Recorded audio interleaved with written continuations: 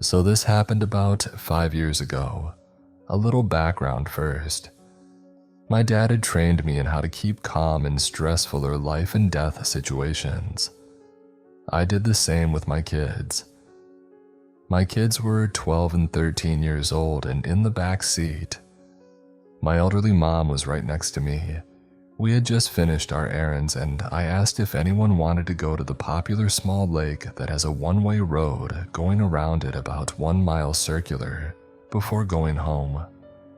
They all immediately wanted to do so, mostly to see the new duck chicks. There is a maximum speed limit of 20 miles per hour and several places to exit if you don't want to go completely around. The reason for the low speed limit is that a lot of people go here for fishing, walking, or jogging. We got to see the baby ducks and slowed to a stop at times.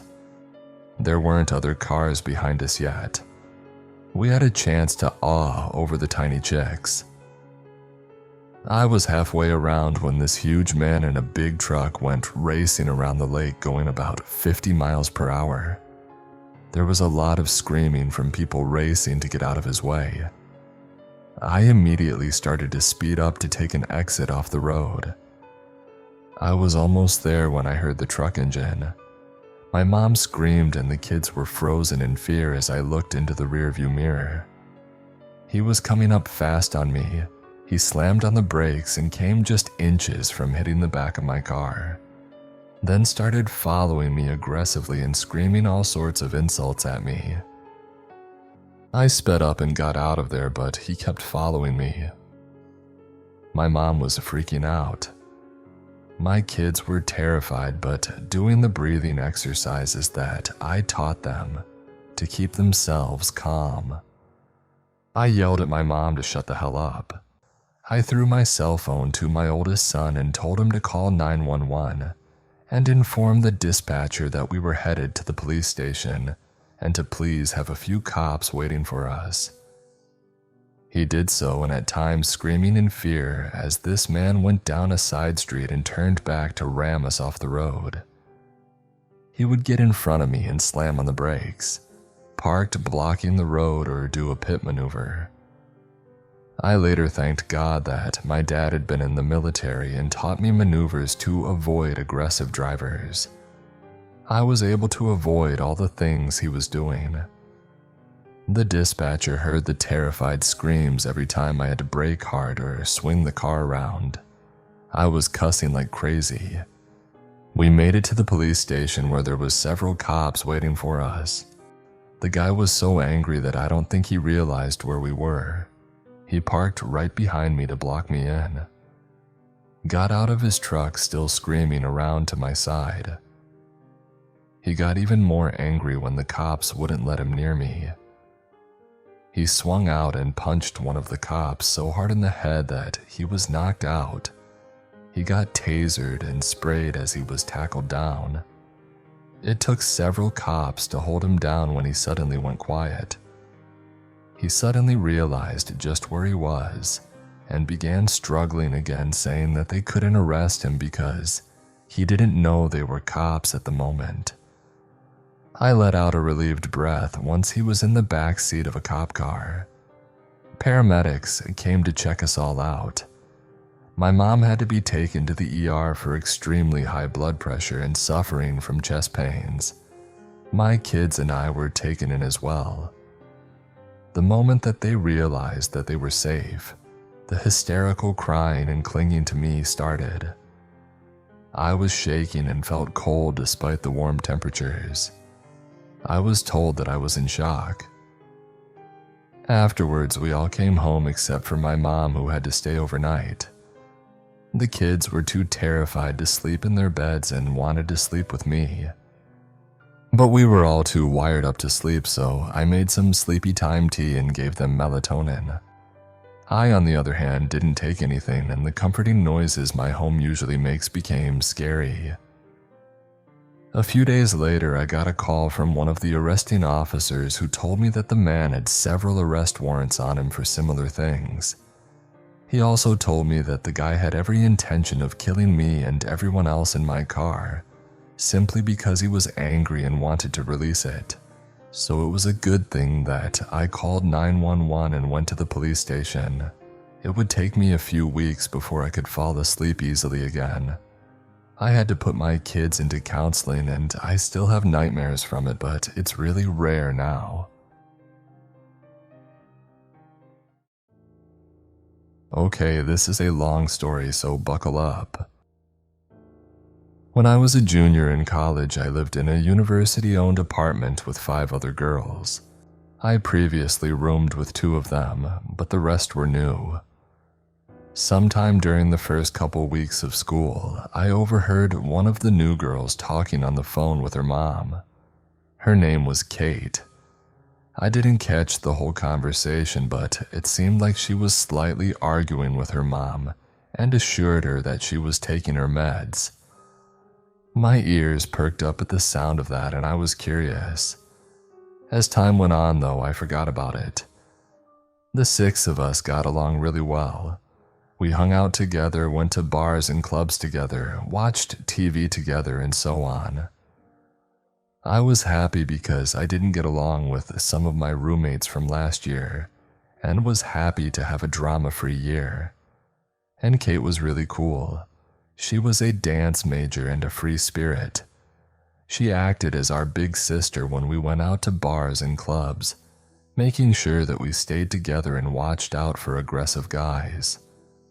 However, around spring, things started to change with Kate. Our roommate Nicole revealed to us that Kate had been visiting her at her work frequently. She worked at one of the student stores on campus, to the point that she started to hide when Kate would show up. She wasn't obnoxious, but just very chatty and distracting. As time went on, it seemed that Kate was taking a strong interest in Nicole. Not in a romantic or sexual way, but in a single white female sort of way. Kate even seemed to get upset when Nicole would go out with her boyfriend Andy, even though she was the one who played matchmaker in the first place. At first, the rest of us didn't know what to make of Nicole's accusations until we started seeing Kate do odd things ourselves. Parking was always tight in our neighborhood, and the cops freely wrote tickets. That didn't stop Kate from parking anywhere she wanted. We were shocked to find that Kate had racked up hundreds of dollars in tickets. We also found later that she had dropped her classes. If I recall, she even quit her part-time job. Meanwhile, Kate's harassment of Nicole continued and got stranger. One night, Nicole woke up to find Kate in her room, standing over her and staring intently. Kate said, "You look like you've been crying rivers of sorrow," and walked out.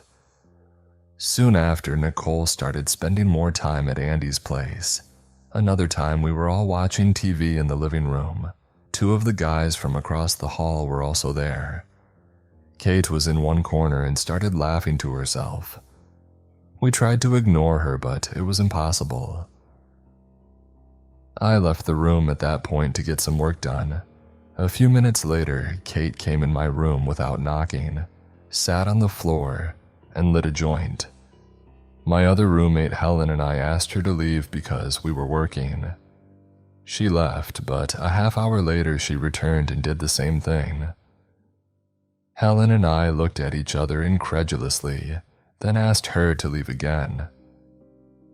Later, the guys from across the hall told us that she was mumbling strange things about blood and doom and sadness, but still laughing to herself. After months of this, my roommates and I had it. The end of the year was only a few weeks away, but we no longer felt safe. I started sleeping with a knife under my pillow, per my dad's suggestion. We wondered if she had stopped taking her meds and her actions were a result of that. We wrote a letter to management requesting that she be kicked out, and all 5 of us signed it. Our wish was granted. Kate was furious with us naturally.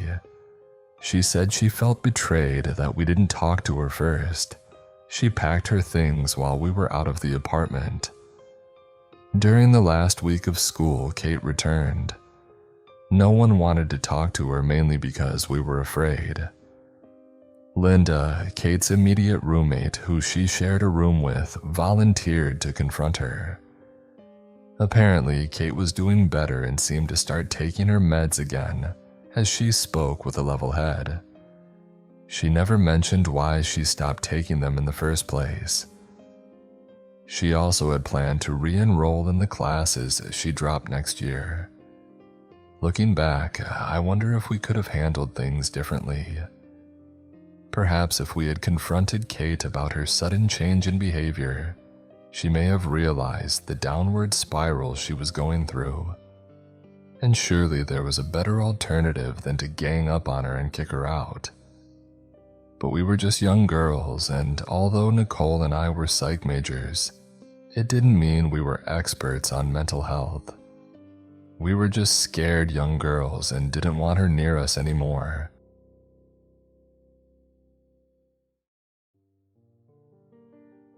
I was 22 and living on my own for the first time when this happened back in the mid-90s. I had just gotten off work around 11 p.m. To reach my apartment building, I could either walk on the sidewalk, lit with the street lamps and decently trafficked, or cut across this communal garden, pitch black, set back from the street.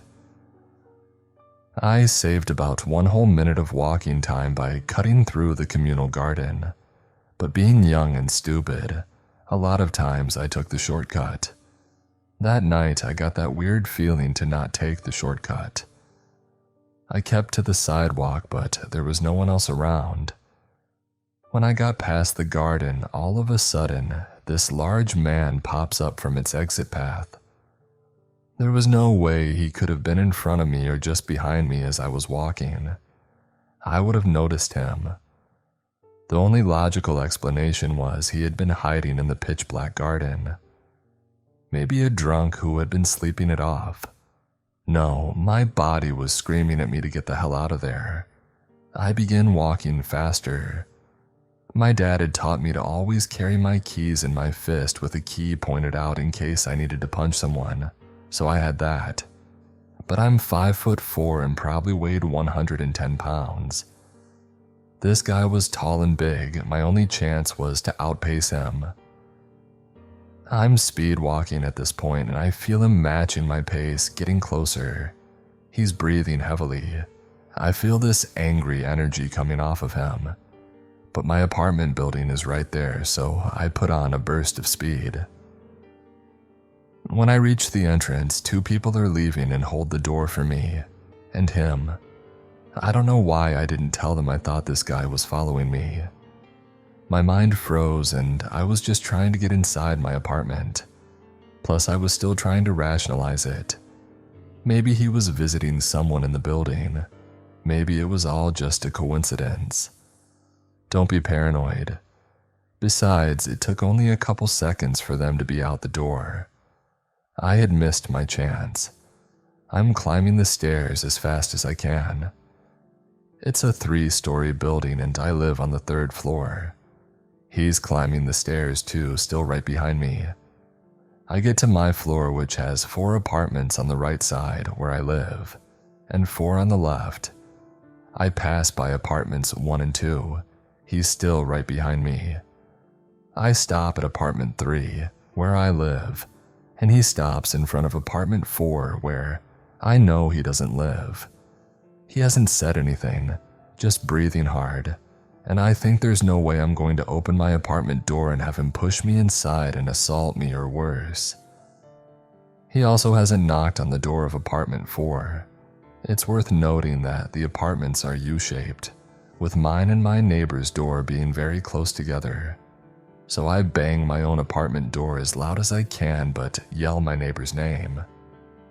"Hey Kevin, let me in." This startles the guy, even more so when my own apartment door doesn't open but Kevin's does. Kevin sees the guy standing right in front of his door and asks what he wants. The guy starts mumbling something about the wrong apartment, but I have my own door open so fast that I'm inside my place in a flash, locking the door behind me.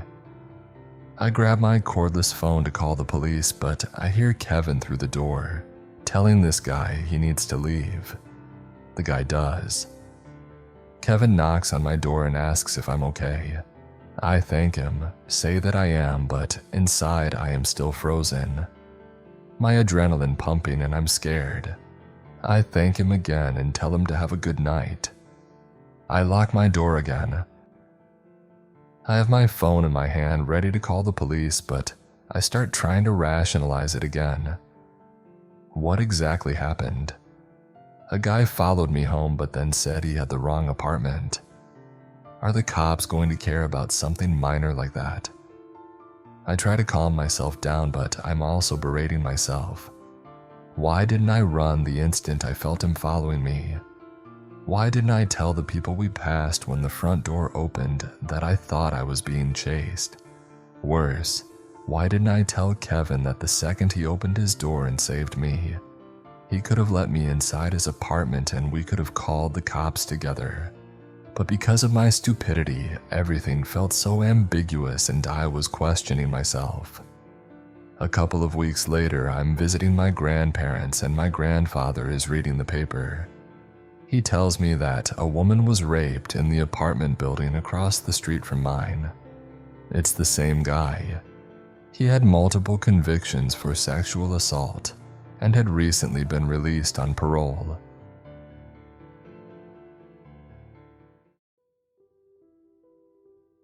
This all happened exactly a year ago. Shout out to Facebook Memories for reminding me. I lived in a ground floor apartment in a very heavy foot traffic area. It used to be a corner storefront, so the living room windows were huge, and only one small one could be opened. I had a very violent upstairs neighbor and even angrier dealers living across the street.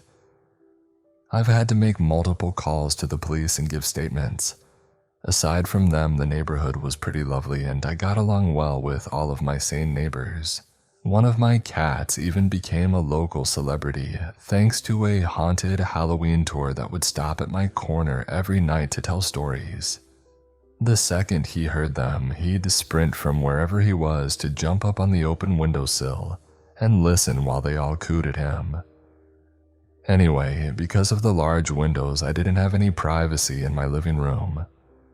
Usually I didn't mind this because I'm a people watcher and my cats also love the view. I had blinds and sheer curtains, but you could always still see straight into my apartment. Thankfully, I had plenty of privacy in my bathroom and bedroom. One night, I was sitting at my computer desk in the living room just watching YouTube and sipping on a beer. I heard a group of people talking outside, but these were normal sounds for the area and would have ignored it completely if I didn't hear one of them speaking directly into the window fan in the one open window. "Oh, she's drinking a beer, doesn't she usually drink whiskey?" I spun around in my chair instantly and then heard, "Oh crap, she saw us," and scuffling as they ran away. I could not see them because it was dark outside, but it sounded like there were at least 2 women and 2 men. I was frozen in place just listening for anything else, like footsteps or their voices again. It took me a while to fully realize what I just heard. I do typically prefer to sip on whiskey at night, but that day I wanted to try a new beer flavor I saw in the store. These people knew my habits well enough to know this. I was also deeply concerned that they knew it was whiskey, since I drink it out of a set of patterned glasses, and there was no way to tell what was in them. You could see the kitchen from the living room windows, but I often kept my whiskey in the freezer, so they'd have to see me at a specific moment to know. Needless to say, I didn't sleep that night. And while I couldn't sleep, I remembered another incident that had happened a few nights prior. I keep my bedroom window open at night because I sleep right under it, and I like the night breezes. There's a bright security light directly across the street, so even with the blinds down, I still have quite a bit of light hitting the opposite wall. One night, I woke up around 3 or 4 a.m., which isn't unusual for me, and just turned on a Netflix movie to fall back asleep to. While laying there, I see the shadow of a head and shoulders appear on the wall, and it just stays there for way too long. I'd guess about 15 to 20 minutes. Now, this isn't very common, but people have stopped to smoke a cigarette right outside my window before. The smell gives me an instant headache, but this time there was no smoke or smell of any kind. Someone was just standing there. I couldn't tell which way they were facing, but after the recent event, I wondered if someone was looking in while they thought I was sleeping. I told my coworkers about these events and they were terrified for me. I was actually planning on moving at the end of October and just slowly bringing boxes and furniture to my new place over the course of the month. Once they heard what had happened, they all banded together and got 75% of my things over in one day. I told them all I cared about was my animals and my bed, but they got everything but the larger furniture and whatever we couldn't box up and move before midnight. I love them all very much and appreciate them every single day. I had a couple of anxiety attacks over this, especially when I had to go back for the last of my stuff, but I felt completely safe in my new place. I also got a full-blown security system with sensors and cameras. Unfortunately, this wasn't the first and ended up not being the last time I was watched or stalked. I still visit the area of my old apartment from time to time because it's a great bar scene. I don't think I'd be able to pick out their voices, but no one's given me weird looks or vibes since,